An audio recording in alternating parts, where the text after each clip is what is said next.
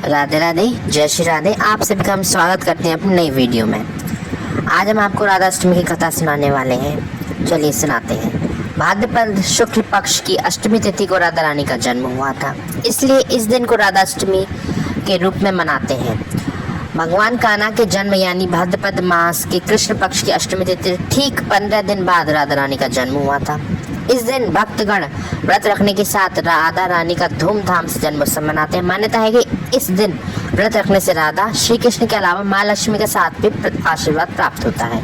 इस दिन राधा रानी के साथ श्री कृष्ण की पूजा करने का विधान है। अगर आप भी राधा अष्टमी का व्रत रखते हैं तो राधा रानी की विधिवत पूजा करने के साथ इस व्रत का अवश्य करना चाहिए। आइए जानते हैं राधा अष्टमी की संपूर्ण कथा। ब्रह्म वैवर्त पुराण के अनुसार एक समय की बात है, गोलोक धाम जहाँ श्री कृष्ण अपने नृत्य विहार करते हैं, वहीं राधा रानी भी श्री कृष्ण के साथ निवास करती थी। एक बार की बात है, जब राधा रानी कुछ समय के लिए गोलोक से दूर थी तो भगवान श्री कृष्ण अपनी एक सखी विरजा के साथ विहार कर रहे थे। जब राधा जी को इस बात का समाचार मिला तो वे अत्यंत क्रोधित हो उठी और तत्काल श्री कृष्ण के पास पहुंचे, उन्हें कठोर वचन कहने लगी।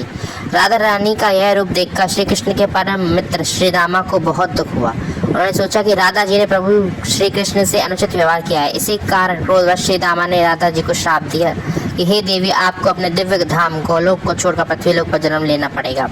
ये श्राप सुनकर राधा रानी और भी क्रोधित हुई और उन्होंने प्रतिशोध में श्री रामा को भी श्राप दे दिया। हे श्री रामा, तुम भी राक्षस कुल में जन्म लोगे और वहाँ अपने कर्मों के कारण अंततः मृत्यु को प्राप्त होगी।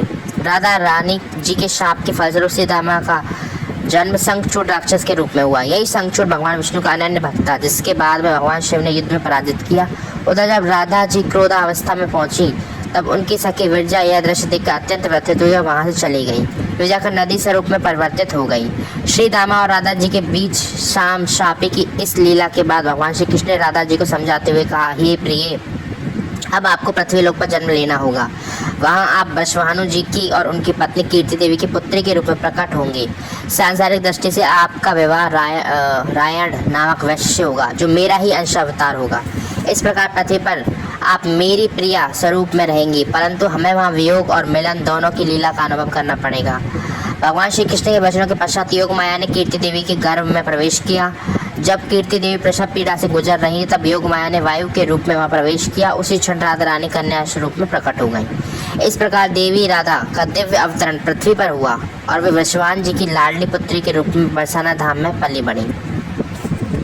इसी तरह की वीडियो के साथ हमारे साथ जुड़े रहिए। ऐसी वीडियोस हम लाते रहेंगे अपने चैनल पर। Thank you so much for watching. Radhe Radhe. Channel को जरूर से सब्सक्राइब कर लें, जिससे आपको सबसे पहले हमारी वीडियो की नोटिफिकेशन मिल सके। धन्यवाद। राधे राधे, जय श्री राधे।